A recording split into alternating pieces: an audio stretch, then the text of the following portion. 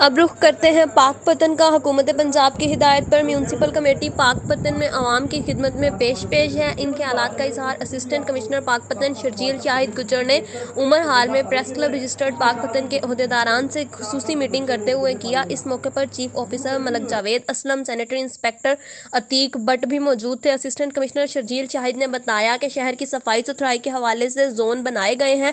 Street lights और नाजायज तजावुजात के हवाले से भी पॉलिसी तरतीब दी गई है। मीडिया म्यूनसिपल कमेटी का दस्तो बाजू बने। मीटिंग में मलक मोहम्मद अली, सैयद हसन अब्बास बुखारी, वकार फरीद जुगनू, एडी शाहिद, उसमें वारिस अली उन्होंने शाह, हमें अमजद डायरेक्शन खान, दी थी और इफ्तिखार डीसी भट्टी, साहब का राना भी आफ्ताब, ताहिर हदायत यही थी फरीद, कि आप उसमें इरफान जितने भी हमारे निजामी, हैं ना हैदर स्टेक होल्डर्स शहजाद, उनको आप आरिफ उनसे एक मुमताज मीटिंग करें बोदला और फिर दीगर उस पर करें। सहाफ़ी मौजूद थे। तो ओवरऑल रिपोर्ट कर रूटीन तो रहे चल हैं रही है हसन और चलती बुखारी।